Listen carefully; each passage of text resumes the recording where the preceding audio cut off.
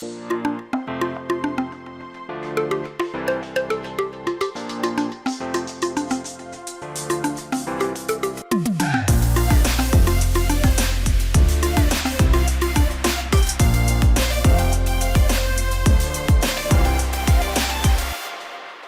everyone. My name is Martin Yanzu. Welcome to the Unsettled Podcast, a podcast for those who are looking for answers. I am joined on this episode by Dr. Ransford Damptey, a nanotechnologist. He's been involved in research for the past 12 years, starting from his undergrad days.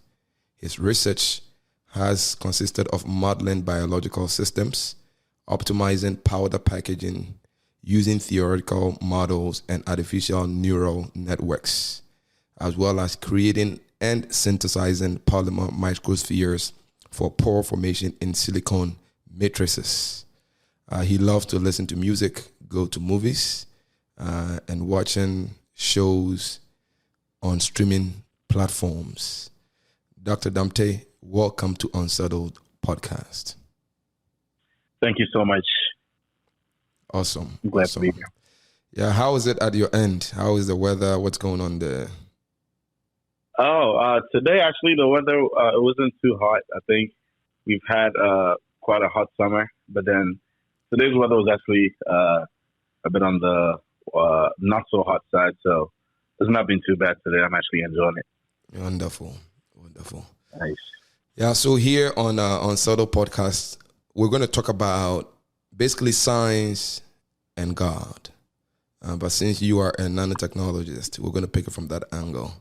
So nanotechnology, its application, its ethics, and then, vis-a-vis theology or God. That's what we're trying to look at. The conversation between science and God. Some have said that science has disproven God. There is this tension between science and religion. But we want to get a little background about, nanotechnology, what is nano and stuff like that. So let's start from there. Can you paint a picture of how would you describe nano pictorially to somebody so we can catch the concept? Okay, thank you once again for having me on. So for anybody that hears nano, I think for all my friends and family, anytime they ask me what I majored in school and I tell them nanoengineering, it was like, wait, what is that? Everybody's always confused because it's not necessarily the most common thing. But at a very basic level, so nano in itself means a billion. And so that's what nano is. And so within nanotechnology, oftentimes the materials that we're talking about are of the nanometer scale. So then if nano in itself is a billion, then the nanoscale or a nanometer is a billionth of a meter. So for perspective, a baseball bat is about the length of a meter. So if you can imagine taking a baseball bat and if you split that a billion times, basically one part of that would be a nanometer. And so that's a scale that we're considering when we talk about nanometers. For further perspective, the human hair has a thickness of 10 to the fifth, or it's 10,000th of a meter. So then if we take a meter and we split that into 10,000 times, one part of it would be the size of a human hair. And we know this human hair is basically very thin. So when we're speaking of nano, that's even much smaller than that. It's almost twice. It's almost not more than twice. It's almost a thousandth of the width of a human hair. So it's very small and obviously not observable to the naked eye. And so when we speak of nanotechnology, we're often looking at materials that are of the nanoscale. And any material can be broken down to the nanoscale because we know that all materials are made up of atoms, and atoms are actually 10 times larger than what a nanometer would be. Or in other words, if you were to line up about five atoms right next to each other, the length of 5 atoms would basically give you a nanometer. So that's the scale that we're looking at. And so then the reason why that's of interest is because generally materials have different properties when we come down to the nanoscale. And so for anybody that just kind of wants to have a general understanding, when we're talking about nanotechnology, we're basically talking about any kind of technology or any kind of invention that makes use of materials at their nanoscale level. And that way we're able to extract all these different properties from materials that then increase how much we're able to do. And so that way it informs all the different kinds of applications that can be used for, or that nanotechnology can be used in. So in a very general sense, that's what nanotechnology involves. Very interesting. Somebody listening may be wondering why we're talking about this on this platform. Yeah, we're going somewhere with these definitions and this, level of understanding we're trying to get. Because eventually we're going to talk about Christian view of technology, right? So we want to understand what nanotechnology is. Now, for the ordinary person in the mainstream culture, let me bring this example and let's see if that still makes sense. So if we look at the beginning of iPhones, or not even iPhones, Macintosh, right? The huge computers several years ago, and bringing it down to the iPhones and iPads or the notebooks we have. Can you say that nanotechnology plays a role in there? It absolutely does. So we can even take it further back before the first Macintosh. So like in about the 1940s, that's where the first computer was ever made. And if you look at the first computer that was made, it's basically you basically can't move it around. It was a huge thing. But then today, our cell phones have that much more power and can do way more than the first computer ever could. And there are a couple of key components that have improved over time that allows us to be able to have smaller devices that are much more powerful. And one of those would be transistors. And so over time, transistors they're basically an electrical component that would be found in many electronic devices. And over time, what technology has allowed us to be able to do is to be able to make transistors much smaller, but then also even much more powerful. So then that's what's happened over time. And that has only been possible because of nanotechnology. The amazing thing about nanotechnology, and even beyond electronics, in other applications, we'll see this as well. The thing about nanotechnology is that nanoparticles generally have a larger surface area than macro materials. And so because of that, if we are manufacturing materials, the smaller we go, the more surface area we have to be able to manufacture anything. And so then because we're able to make, because for a very small transistor, or for a very small microchip, we're able to pack very small transistors, but then also mini transistors within a small chip. It means that we're able to create these devices that have this amazing ability to be able to carry information or store memory. And in the same way, that also applies to battery technology. We're also able to make batteries that can last longer, that can also store a lot of energy. And all these different electric components, because we've been able to make advances in nanotechnology in all of these areas, we're able to make smaller devices. And as a result, we're able to have devices that are much more powerful, and they're not as large as, like, say, your old Macintosh. And so that's why, or nanotechnology allows us, or has allowed us to be able to do that. And even the graphics that we see when we look at LED screens, the reason why, or even LED lights, the reason why we're able to do that, it's all based on semiconductor technology. And that semiconductor technology is actually based on nanomaterials. And so then you would often have atoms that have a band gap, is what we call it. And basically, because of that gap, because of electrons switching from one side to another, that's how come light is generated. And so nanotechnology has always been around. It may not have always been known as, okay, this is nanotechnology, but as far as the science that is behind nanotechnology, that's always been around and has really been able to impact the way that we interact with the world today. A lot of the things that we interact with, whether or not we recognize it, has been impacted by nanotechnology. Now, I know within the COVID era, right, there were some fears that if you get this injection, this conspiracy theory, if you get this injection, they will insert some chip into your skin, I mean, not to go into not to go into all of that, but talking about inserting chips into human bodies and all of that, does nanotechnology play any role? Well, in as much as I don't think that chips were inserted into it through the injection, but I think along with that conspiracy was in regards to 5G technology. So I was actually having a conversation with one of my friends who he interned at a company, and his specialty is RF technology. So he's an electrical engineer, and I don't know much about electrical engineering, but as far as RF technology, that's radio frequencies. Actually, a lot of that technology is based off of nano engineering because they make use of semiconductors, and they make use of particularly semiconductors that are off the nanoscale, or we're able to manufacture because of because of what we know about nanotechnology.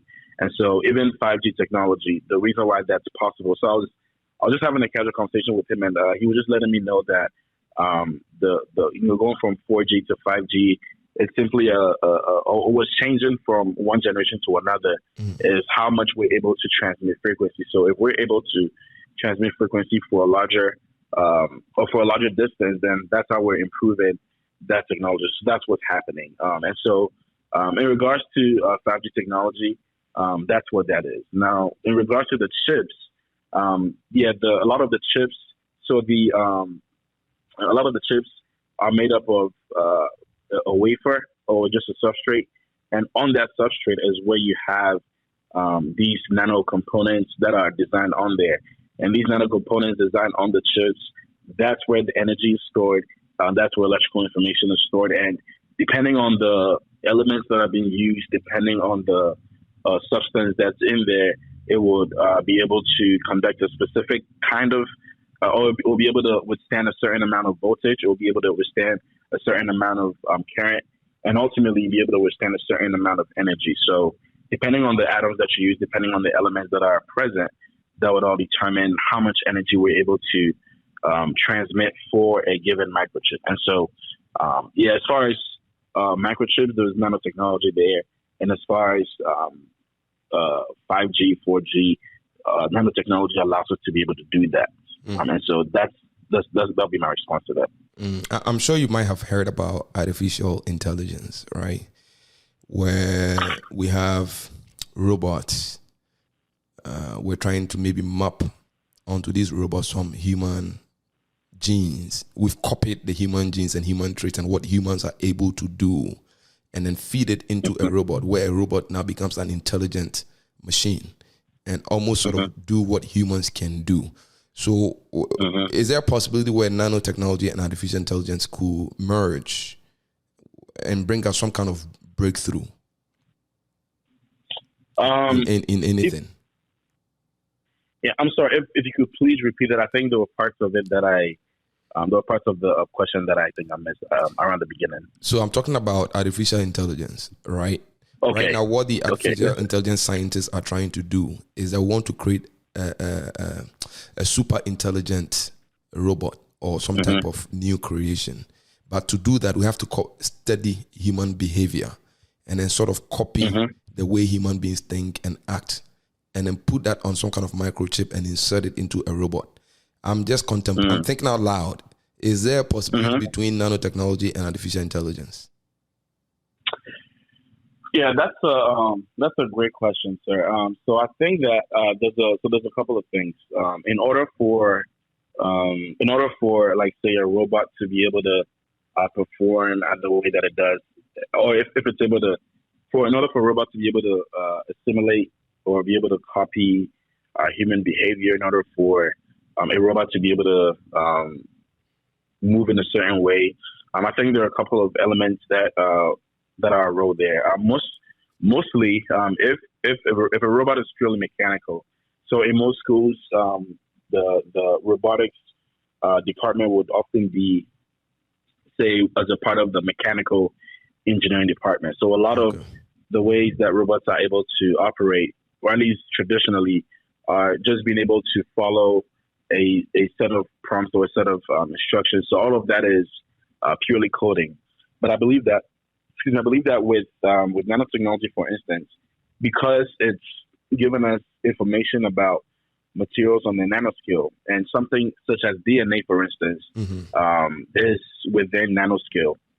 There's a possibility that we can be able to replicate things like DNA, because if we understand the makeup of any biological organism at the smallest scale possible, then it means that we can be able to repeat it. So or we can be able to recreate it. We can be able to make an artificial version of it. So with DNA, for instance, we know that it's a molecule, and so we know the molecule. We know the elements that are involved with the molecule. With nanotechnology, what nanotechnology allows us to be able to do, for instance, is we can actually individually move atoms. And so then there is a device called like the atomic force microscope, for instance, that allows us to be able to move individual atoms in a given nanomaterial, for instance, or in a given material, we can be able to move like individual atoms, right? So we have a lot of utility because of nanotechnology. There's a lot that we can do now with different materials. There are many directions in which we can go. So then if the theory, for instance, is to be able to use nanotechnology in concert with AI to be able to manufacture something, in theory, that's something that can be possible because of how much understanding that we have, not only about the human body, not only about biology, but then also about nanotechnology, because we really understand a lot about nature around us because of nanotechnology, and there's a lot that we can be able to replicate because of it. Yeah, I'm asking all these scientific, I'm doing this scientific digging because if you read Genesis 1:26-27, it says that then God said, let us make mankind in our image, in our likeness, so that they may rule over the fish in the sea and the birds in the sky, over the livestock and all the wild animals, and over all the creatures that move along the ground. So God created mankind in his own image. In the image of God, he created them, male and female. He created them. So I see at least a couple of things. One, I see the rulership and the domineering power given to man to subdue and control the earth. I want us to tie that into technology. In what ways are we able to use technology, artificial intelligence, nanotechnology, to control our world or to subdue, maybe in a positive sense? And they can also let us know the negative sense. Most definitely.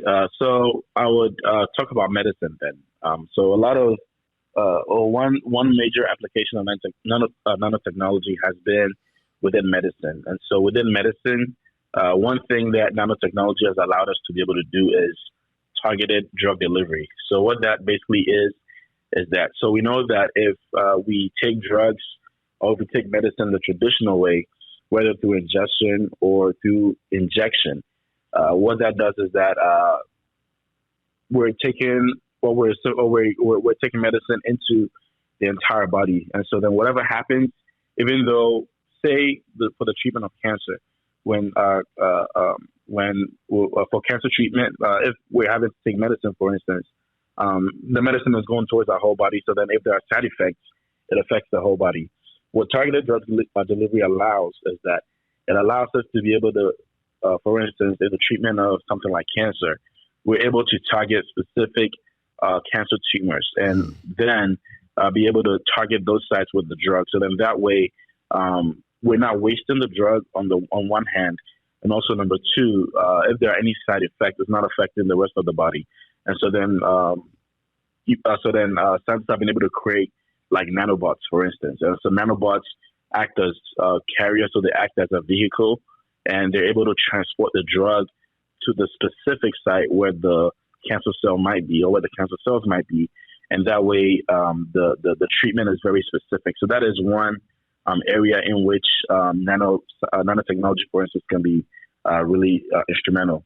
Today, also, I was watching a TED Talk, and there was a scientist that was giving a TED Talk, and what she's doing with the lab is they're using nanosensors to be able to help detect or be able to help diagnose diabetes.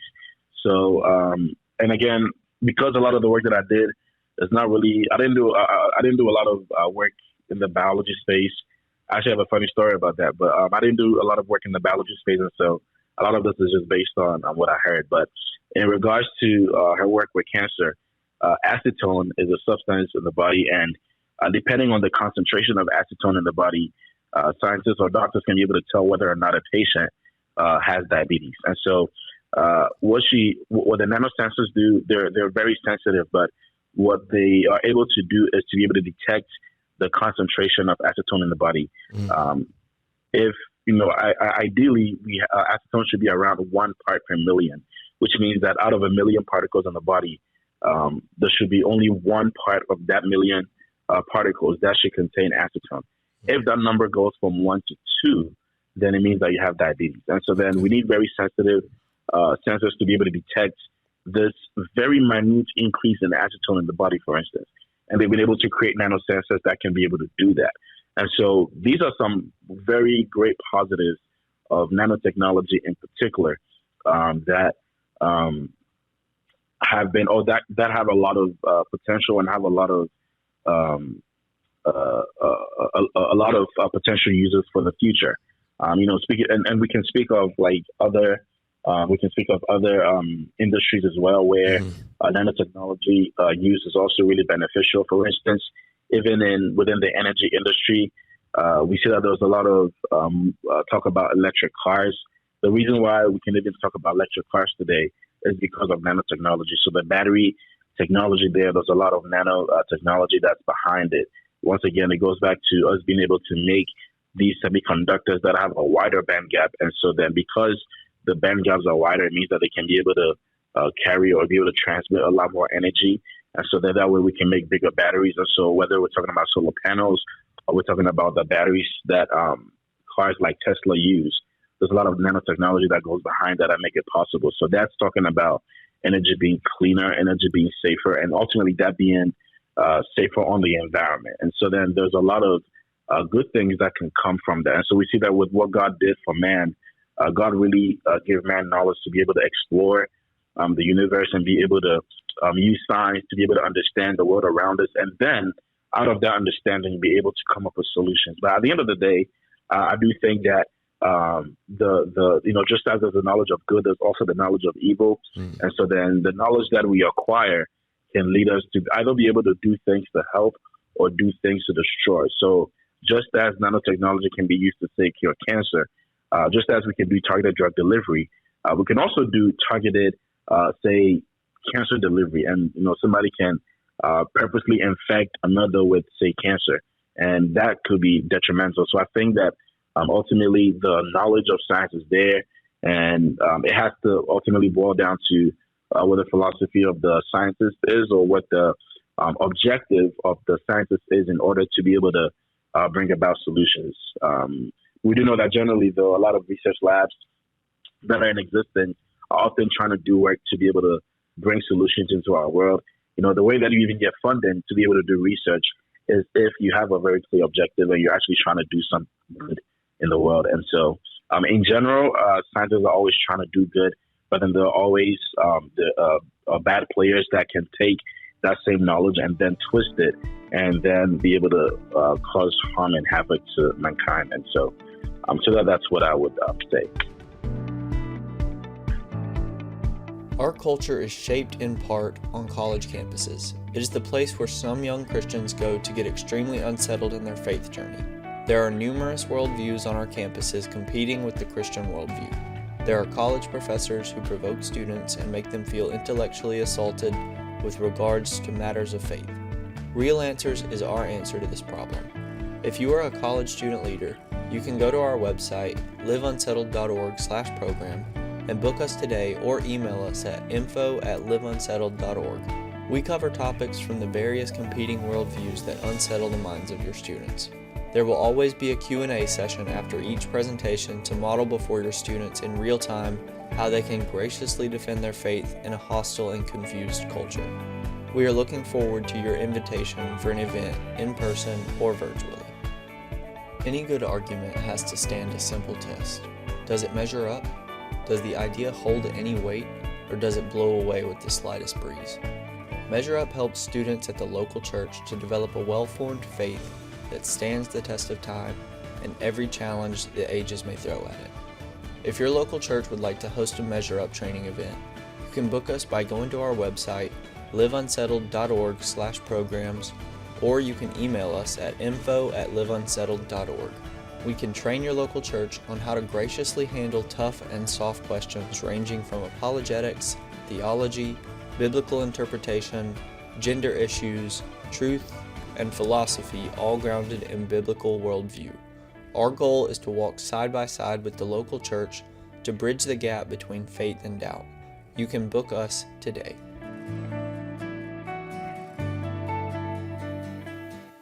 Yeah, I think that's a very insightful explanation you've given to us. You know, I mean, in your delivery, you made mention of God giving us wisdom and all of that. So I guess you are one scientist who believes that God is the one who has given us all these abilities to have control and subdue our world. However, there are some scientists who don't think so.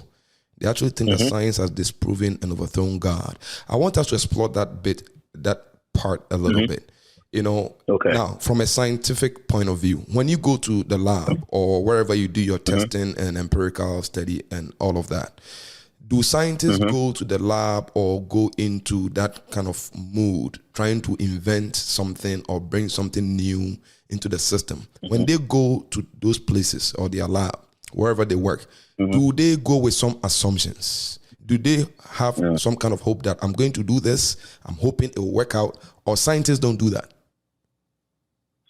Yeah, I think even within the scientific method, before you embark on any experiment, you often would start off with a theory, and then you would start off with a hypothesis based on any preliminary data that you have. And so then before a scientist would even go into the lab and perform any experiment, you often have a theory, and the theory is a belief that a specific thing is going to work and is going to have a specific objective or aim. And then you have a hypothesis. So the hypothesis that also is stemming from the theory that the scientist had. And so the scientists going into the lab, before they perform the first experiment, the goal is to be able to, a very good scientific method is not to go assuming that the hypothesis is going to work. And so then there is an element of statistics where, in speaking of hypothesis, we say, there's always two options. When you collect your data and you perform statistical analysis on the data, you always have two options, right? And the two options is either you reject the null hypothesis or you don't have enough evidence to reject the null hypothesis. So there is nothing like accept the hypothesis, because within science there's always a notion that basically to use like a religious expression, we see in part, right? So we know that with Christians, that's one thing that we say. So scientists also believe that everything that you're seeing is a direct response of the results that you're getting, right? And so a very good way to approach science is to never be overconfident in the results that you get. So you start off with a hypothesis, and then based on the hypothesis, you perform experiments.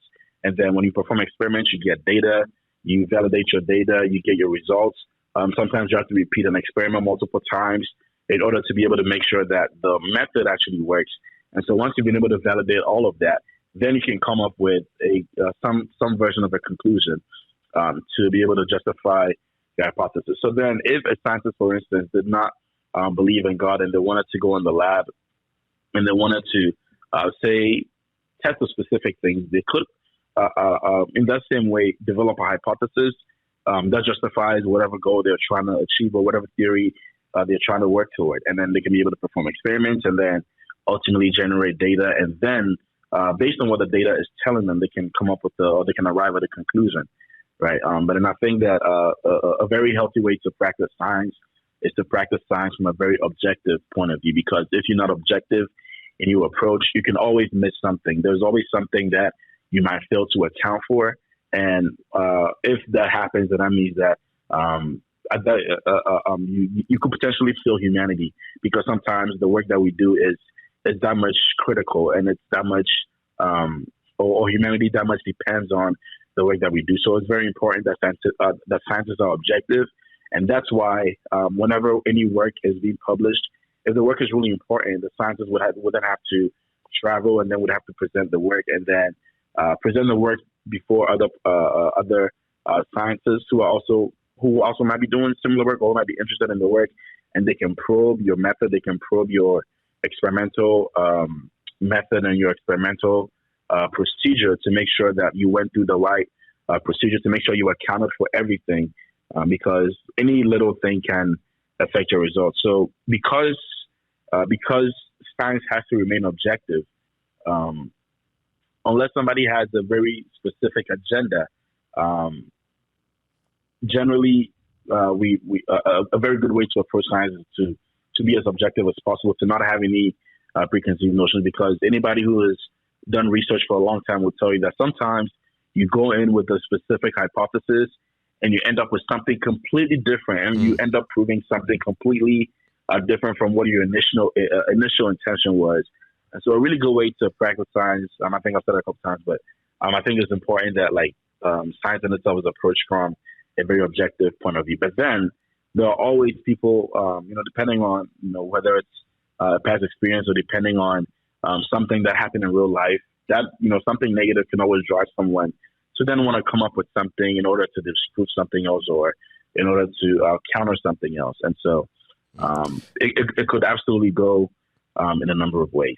I don't know if that answered the question, but okay. You've perfectly given the answer. Now you have spoken from a scientist point of view. Let me give you a theological, philosophical point of view. Why I asked you this question. For the sake of those who believe that the only way we can know something is true is when science says it is, or the only way we can get to the truth is by science. I asked you the question, and the way you answered is perfect, and it's true, because when the scientist goes to that lab or wherever they do their study, they have to go with hypothesis. The hypothesis is faith, because you are assuming that because of what we did yesterday, if we do this way today, it would work. That's faith. That's faith. Exactly. And faith is a recipe for being religious. So the scientist is even religious probably than the theologian, because the scientist is saying that I have a hypothesis, I'm going to do it this way. I hope if I do it this way, I'll get this result. That's faith. That is not empirical state. It's a pure, religious state, because you're assuming that something would work. So I believe that hypothesis is faith. Theory is hope, because your theory that you are holding as a scientist is that based on this hypothesis and this theory, I'll be able to get this outcome. So I'm not going there with my own, I have to be objective, because we are pursuing objective truth. So before the scientists give us an empirical data, they started from the premise of faith, of hypothesis, of hope, of theory. So by default, every human being in this universe begins from a place of faith, begins from a place of hope. So once you begin from a place of faith and hope, you are religious. So those who say that, well, I believe in science, I don't believe in religion, often I will ask them, why? Then they will say that, well, I don't believe in religion because there is no scientific evidence for religion. It's not based on evidence, that kind of stuff. Then I'll tell them, then you shouldn't believe in science either.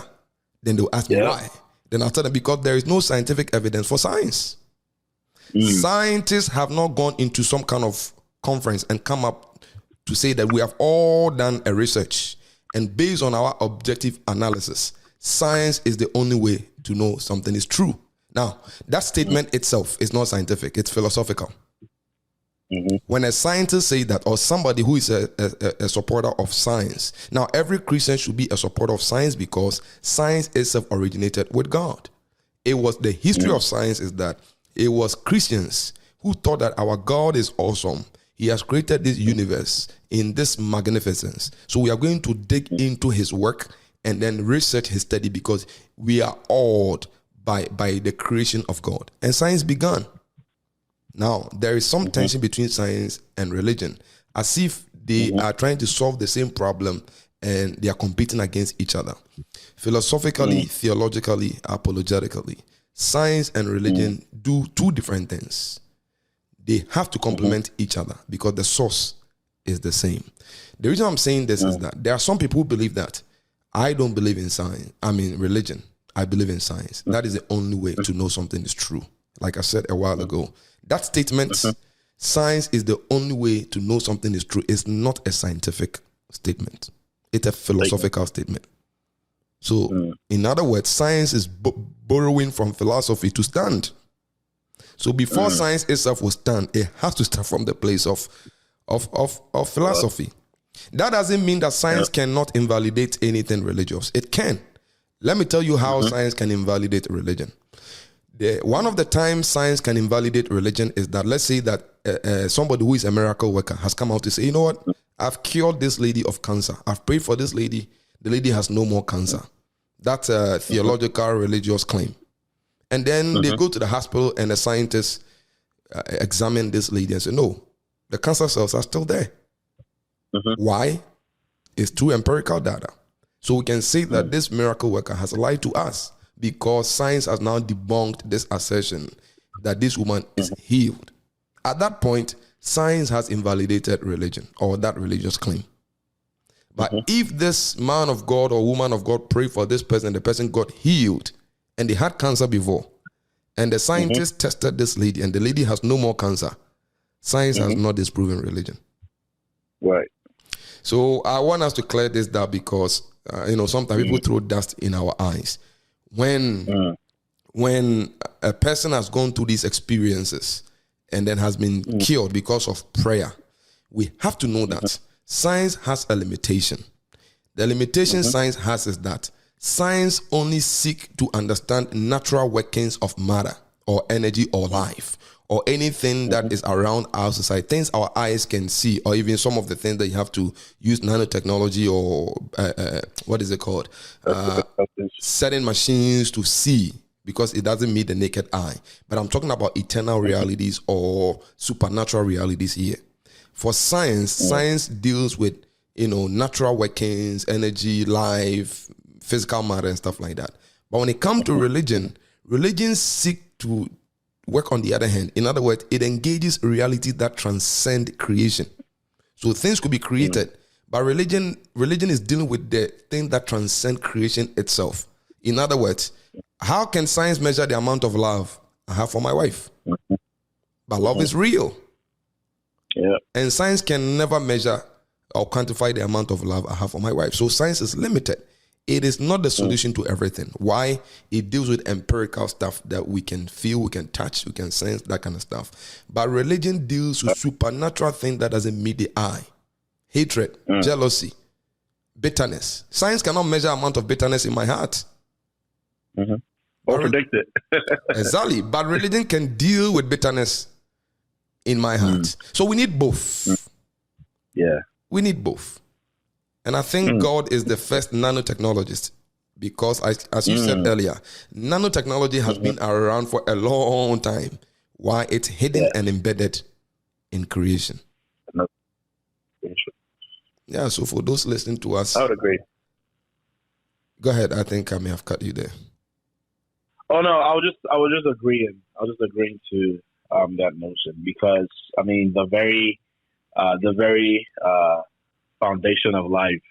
If we are to break life down into its simplest form, we would end up with DNA, we would end up with RNA, and DNA in itself, I think like I had mentioned before, even the size scale of a DNA molecule is within a nanoscale. And so then if we look at the way that DNA is able to operate, it is very difficult to try to explain how DNA works in and of itself.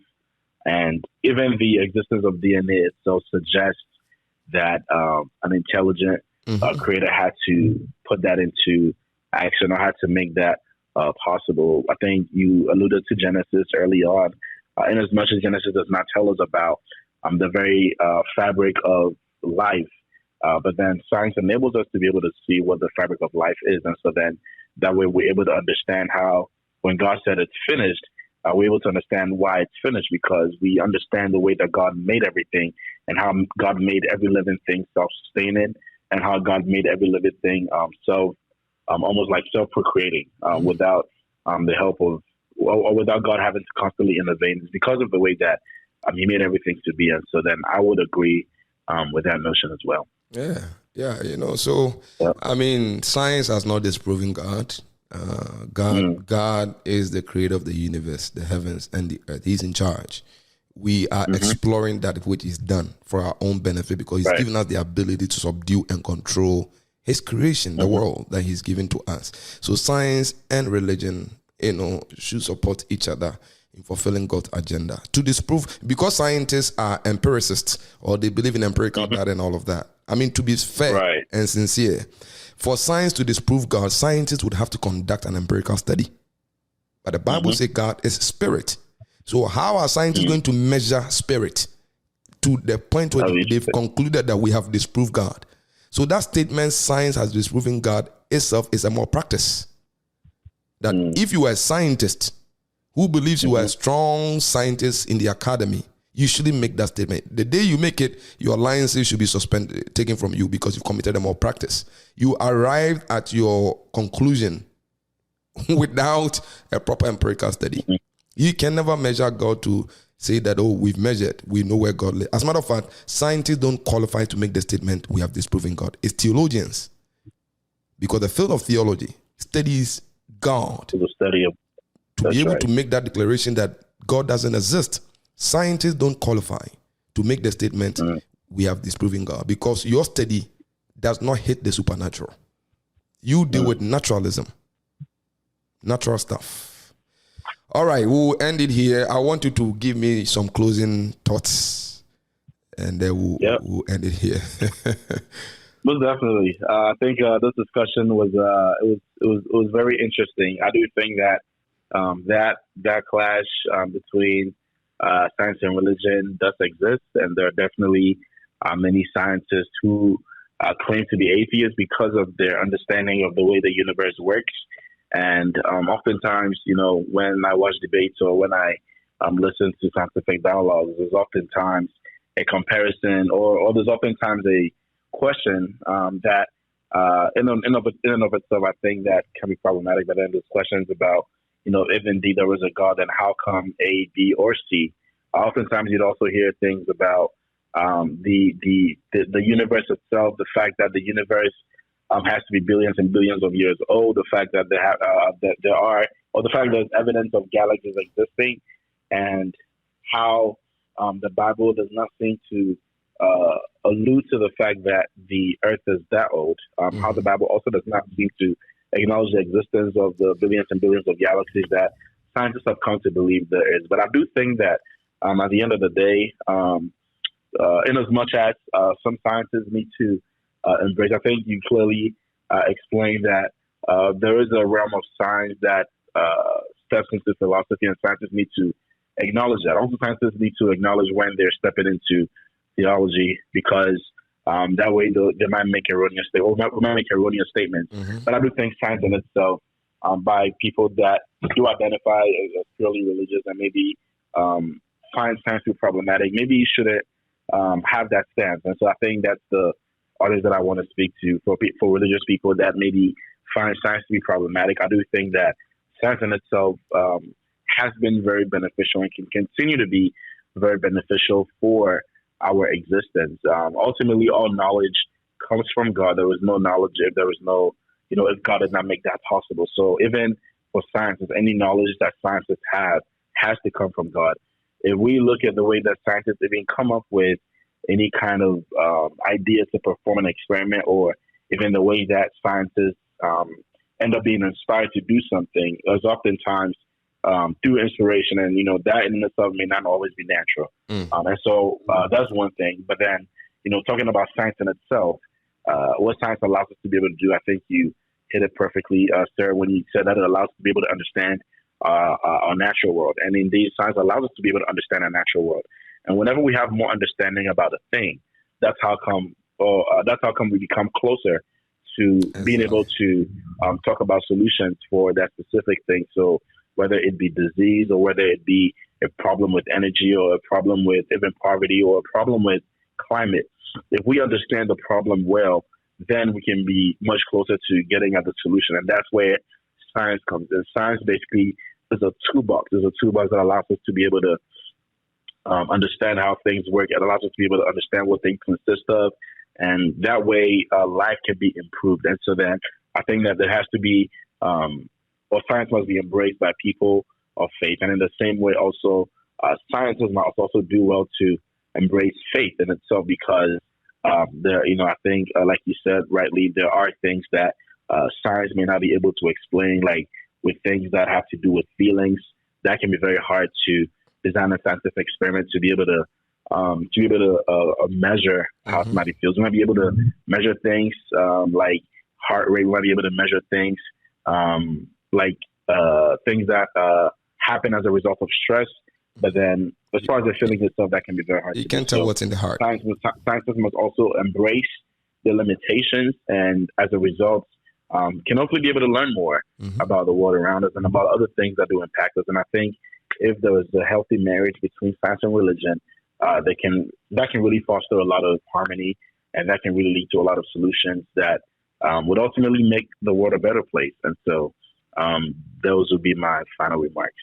Yeah, thank you so much. Yeah, awesome. Amazingly said.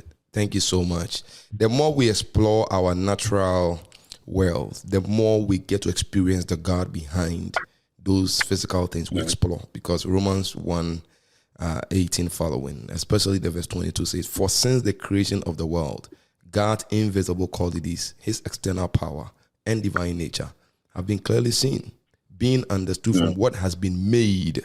What has been made is what science is working on, the natural world, from what has been made, so that people are without excuse. So God has ways of revealing himself to everybody. So what theologians will call the general revelation of God, you may see it through creation. So as we explore this natural world, once we explore the wonder and the beauty of how the world has been arranged, we would definitely come in touch with the supernatural. When Americans went to the moon for the first time, and their voices were being heard, those who were on the soil, the first statement the scientists made, amazing, absolutely amazing. This can only be God. That's American scientists. That was their statement. So as they explore the physical world, they realize that there must be a super intelligent person behind this natural order we observe.